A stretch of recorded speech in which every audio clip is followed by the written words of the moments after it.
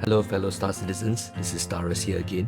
Aside from the religious significance of Christmas, a lot of people, including myself, use this time of the year to look back at the year that's gone by. And what a year it has been. This is definitely the year where most of us have actually got a sense of normalcy after 2, if not more than 2 years of COVID. COVID aside, this is also the year where I had rediscovered Star Citizen. I had been a backer since 2014 as part of its Kickstarter campaign. A little bit late into the game, but still as a big fan of Wing Commander, this game had elicited a lot of interest on my part. But I had patiently waited for its launch, and it's been nearly 10 years now since it first started development in 2022, and it's still far from being launched. But I've also seen how it's grown from just being a simple handheld module to a sort of a short segment where you can fly around asteroids. Pirates were introduced at some point, and then I sort of got bored with the game. For one, it required a tremendous amount of computing resources that probably were not available to most people in those days.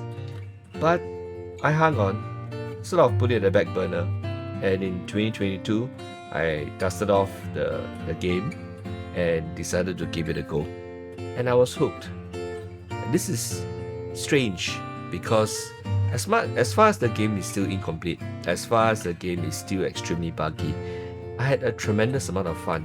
And the reason for this in 2022 was because I played Star Citizen with friends. And by golly, did we, as a group of friends, a motley group of players, mostly new to Star Citizen, did we have fun? I know I made many videos about our battles against, say, the Idris. We had many missions involving the Hammerhead. We went through many bounties, many bunkers, but we also did a couple of things. And these things are only possible because of the free-form nature of Star Citizen. For example, a bunch of us took our cuties. I had a blue, Mando had a red, and I can't remember who was it that owned the black. But we took them out for a spin. Surely we didn't need 3 cutlasses to attempt a bunker, but we could because Star Citizen allowed it, and we did. On this note, I really have to say that Star Citizen is really unique because of its ships. Not only do you have ships, medium-sized ships like the Cutties, but we also have the amazing little C8R, which in my opinion is this year's best ship, even better than the Drake Corsair and the Drake Cutty. And why? Well, it's fast, nimble, and it's got a medical bay. And there are just so many amazing ships in Star Citizen, among which are the large size ones like the Hammerhead, which, even though it was an overkill, we used to clear bunkers with. But mind you, a player-crewed Hammerhead can really hold its own in space combat.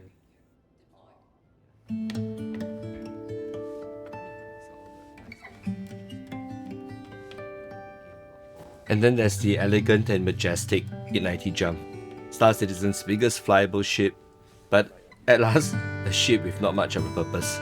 But as I realized, the 890 Jump can actually hold its own in battle too, with its capital class shields, decent turrets, and a healthy complement of missiles. And then there's the Starlifter class of ships. The favorite of mine is actually the C2, which I hauled lots of cargo in, and great fun with during the Ninetales medical supply missions. And there's also the Drake Caterpillar, and did I tell you the Caterpillar also comes in a pirate version? Both these ships have amazing cargo capacity, and I had used them a lot to ferry cargo and made a small fortune in Star Citizen. Special mention should be given to the C2, for aside from its 696 STU of cargo carrying capacity, the largest in-game right now, it is also one tough ship. I was ferrying cargo one instance, and I ran across some human pirates, and 2 of them had engaged me in their gladiuses, and I tried to outrun them as much as I can, and thankfully, because of the superior speed of the C2 and the fact that Mando, seen on the top right hand side of the picture above, came to my rescue, I managed to beat them off and survived to land at New Babbage, despite taking on some damage to the top of the ship. There were many other close calls in Star Citizen throughout the year. Too many to mention. Some of them I've actually survived, others I've actually got blown up and ended back up in hospital. I think some of you are already aware of where I'm headed. And before we arrive, let me talk about another favorite ship of mine, where with the Eclipse, I had managed to clear many ERTs and also earning myself a small fortune. This stealth bomber lookalike in Star Citizen carries size 9 torpedoes that one shot kills ships like the Hammerhead. And it's not just sleek, but also deadly. And we have arrived. Somewhere inside the center of the New Babbage Microtech building lies a small little grotto in memory or in celebration of Luminalia, Star Citizen's version of Christmas. I'm here with Cap Tsubasa, a player which I brought into Star Citizen from Star Trek Fleet Command back in, if I'm not wrong, May or June this year. And Cap Tsubasa has certainly spent many more hours in Star Citizen, perhaps even more than I have, and has actually gotten to know the Star Citizen verse a lot better, and hence the guide has now become the guided. Anyway, we are here, and I thought we just get off and have a quick look around.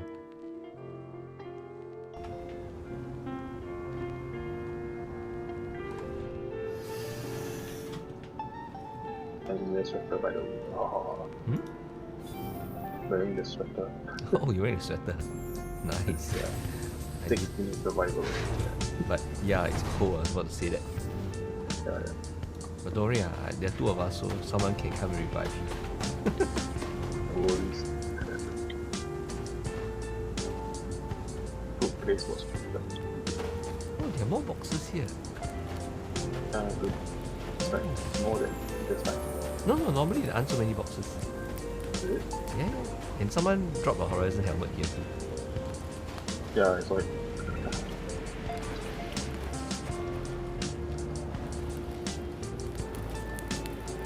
It was minus 70 and the winds were picking up. Christmas. But Cap and I sat around, explored the grove, which I've been to a number of times already. I'm not really sure as to the history and background of this grove, and maybe hopefully Paul Shelley and the Astro Historian can perhaps enlighten us a little bit on that. Or I may have missed it. But anyway, it is a beautiful place, a nice little touch, and something about how CIG always places these little Easter eggs throughout the game that makes it so much more interesting.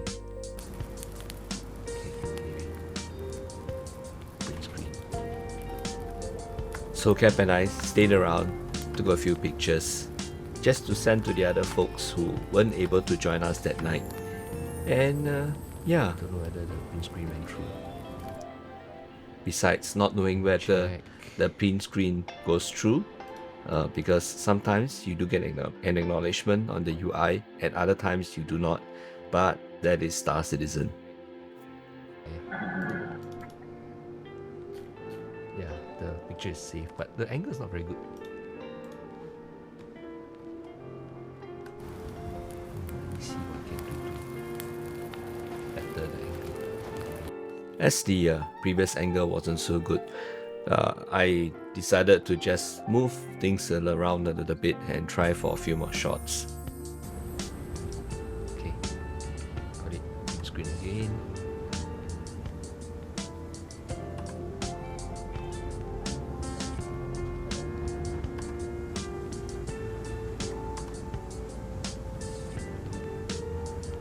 Got it. Okay, I cannot. Must remember not to turn the character.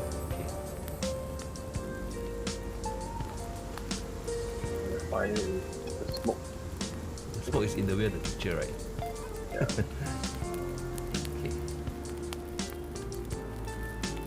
Got it. Green screen.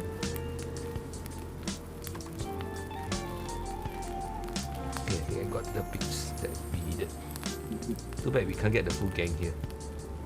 Yeah. Anyway. So after taking the shots that we needed, we decided to just start packing up. The weather was cold. Cap was just in his sweater and he couldn't last very long. I think having only 10 minutes of exposure time without a proper suit of armor. But so we decided to just pack out and head out. Okay, what are your plans for tonight? Nothing, I just hang out with the other. And my laundry starts.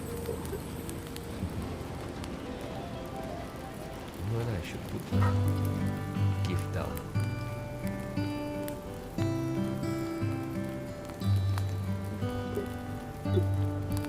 As we slowly head off to our ships, I thought I should just make another point that Star Citizen is really what it is because of your ability to play with friends. It's not just the beautiful ships, but going about to do bunker missions together with a group of friends in a Kati raid, or just coming in your individual ships, like for example Cap and his favorite Gladius, and yeah, just clearing bunkers, doing ship-to-ship missions, and sometimes just gathering around for that one group photo. We had lots of fun doing the 890 jump missions as well, not just clearing the hostiles, but also looting them. And I remember how many times I actually, after looting them, had to dump the bodies in space. I'm sure this constitutes a crime, or it should constitute a crime at some point in the future. And it doesn't always have to be about missions. It can also be about a bunch of us mucking around ships, new ships, like when Mando, Cute Love and myself decided to try out the Star Fury and fly it around.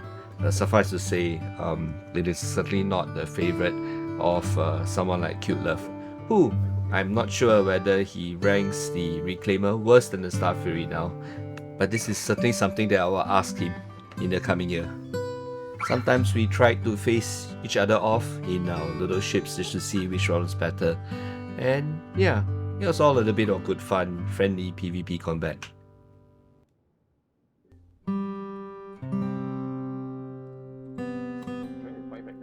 And as Cap and I slowly make our way out of the Christmas grotto over at New Babbage, I recall the time where Regig, Mando Merch and myself decided to explore the New Babbage River just to bring Cap to show him around the outpost.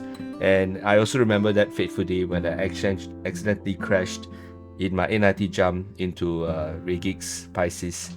And alas, Cap unfortunately was a no-show.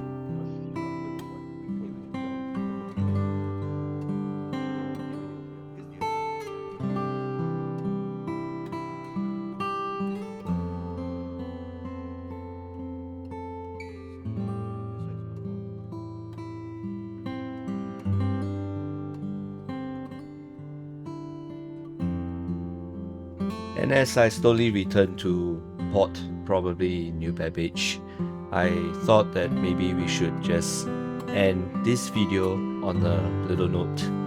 I'm not sure if 2023 will bring us stronger headwinds or even storms ahead, but for me at least, Star Citizen will always be this place, this little universe where I can immerse myself in, let my hair down, join my friends, and have a little fun. Continue to look towards the stars, my fellow Star Citizens. Merry Christmas and Happy New Year. This is Starus, signing out.